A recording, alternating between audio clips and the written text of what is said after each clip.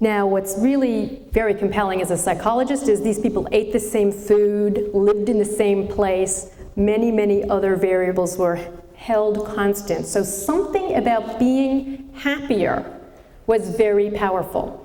They did this study again recently with, it's called the Dead Psychologist Study. They wondered, was it true for psychologists too? And they analyzed their writings, and actually it was true for them too. That the happier psychologists, dead psychologists, lived longer than the others. So the point is, positive emotion is a resource. There's a lot of studies that show it buffers you from cardiovascular stress. It gives you quicker bounce back from illness. It widens your attention and your creativity. There's now a study that looks at, it was 350 studies on the benefits of positive affect, and really showing two things. One, it seemed that the positive emotion predicted the success, not that the successful people were happy. It didn't work that way. If you take successful people and unsuccessful people, their happiness is about the same. You know, that we have this idea that success is what makes you happy, as opposed to they find that the people who were happier tended to be healthier and more successful. Now the question is, why is that true? In terms of positive emotional intelligence, you know, we believe that being beautiful or thinner or having a little more money or having greater social stature will make you happy. And of course the studies show that it doesn't work outside of the extremes.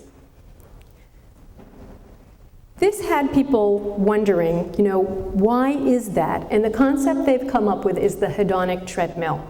That once you get happy to a new set of external situations, you adapt. The key is learning how to, remember the reverse the focus that I said about in the beginning? The key is to harvest the good things in your life. So actually, a single individual with the same life could be happier or less happy depending on how much you actively harness the good things in your own life. And I think Thoreau probably had a lot to say about that. And we can really learn how to do that. What they found is that well-being is 50% genetic, 10% life situation, and 40% voluntary activity. And they found that very small things changed the balance of how happy you were and productive you were. So let me give you one study. Do many of you here work in the corporate world? No? Okay. Here's, okay, one lone hand. Okay, I'll talk to you. No. They did this one study. They took 60 teams in a corporation. These are strategy teams. And they rated them for positivity. So they won't explain all the details of how they did it, but then they rated which teams were the most successful. So they looked at how profitable they were, how much customer satisfaction they had, and their own performance reviews. And this study is actually what made me a positive psychologist, because what they found was that the teams where the ratio of saying positive things versus negative things was about 3 to 1. That's 3, that's a good idea. Oh, let's think about that. Oh, I'm happy with that. That's the stupidest thing I ever heard. 3 to 1. You know, positive to challenging. Those were by far the most successful groups. What was really wonderful is when they went up to see if the ratio was higher than 3 to 1, if it was 10 to 1, those groups that were fake happy, or what we think of as fake happy, were just as ineffectual as the highly negative groups. So for me, that was like, you can really be too happy. If positive psychology shows you that you can be too happy, I'm going to believe this field.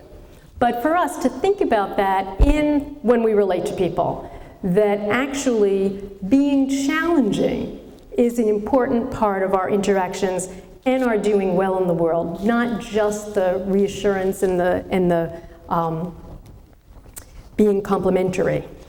So those are some of the things about enhancing your positive emotional intelligence. Number one, that it isn't the obvious things about money. It really is more about your values, your purpose, and that there's many ways to be happy. You can be happy in terms of emotion. You can be happy in terms of being engaged in what you're doing and having purpose in life. and that small things can make a significant difference. The fourth step is how to build hope. Now, psychology is really looking at what is hope. That it isn't this sort of dippy idea of a passive belief, but that hope is made of two things. A sense of, I can do something, and I can find many ways to a goal. So positive psychology is sort of looking at how do we foster hope in people, because if you're facing something really powerful and difficult, or you're trying to do something very difficult, like, writing your memoir or being a great parent, what are ways you can increase your performance? First, it's by how do you really help yourself know that you can do something? And how can you find many ways to be there? They did studies with this, and they found that hope, the two parts of hope, predicted high performance more than any other psychological variable. So if you in your lives have someone that you're trying to help them have more of a sense of hope or optimism, the big thing to do is increase their sense of you can do something. So how do you do that? The key to optimum performance is having a correct balance between the size of the task you are facing and the skill level that you feel that you have. So think of it like the skill is here and the challenge is here.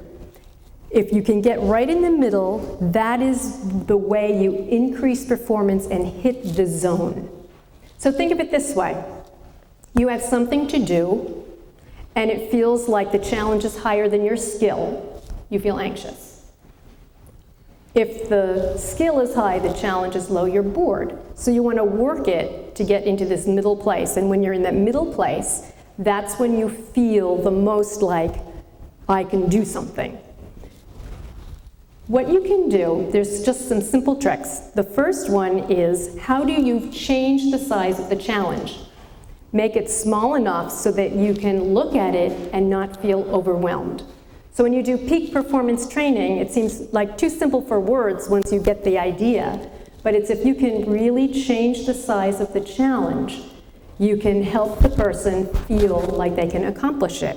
And then you do the next step and the next step. So if the challenge is too high, how do you break it down? Or how do you build the skills?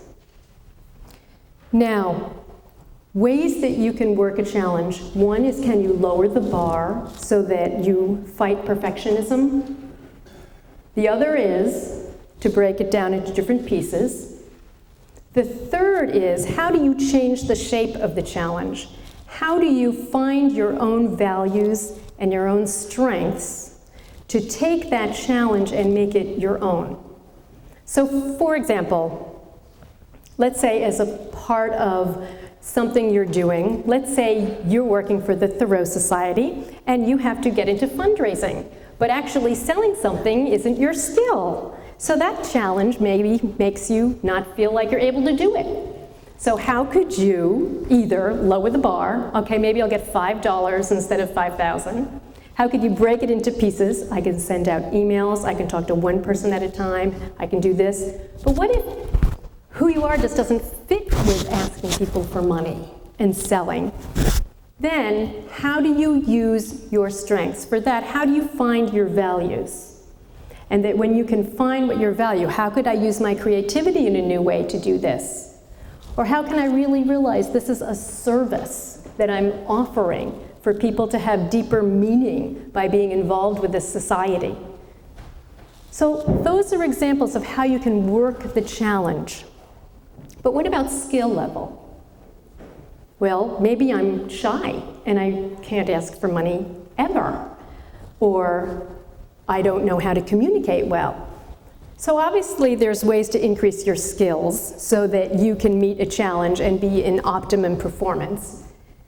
However, here's where it all comes together.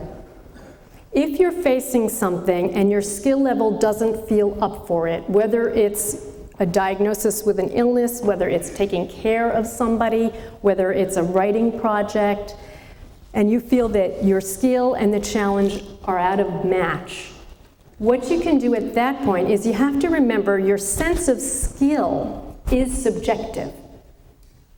Does anybody remember the Joni Mitchell song? I won't sing it. But in one line she goes, "I came in bright like a neon light and I burned out right before him." You know, it's like you can come in and you can feel wonderful and then someone looks at you cross-eyed and you lose it. Your sense of skill goes up and down very easily. So what we want to do is learn from positive psychology how to help with that sense of skill level. So that's where, if you're facing something difficult, you reverse your focus. You identify your strengths. You enhance your positive emotion, because research shows that when you're feeling better, you tend to have a bigger picture view and you're more creative. And then you work on heightening your hope, and then all of a sudden, or actually slowly, that sense of how I can meet this challenge begins to shift by identifying what is right with you and right with others. And so the hope is, if you can be working on doing this in small ways, that you will be able to have more than half a life. You'll have two halves. And then how you put it together is up to you.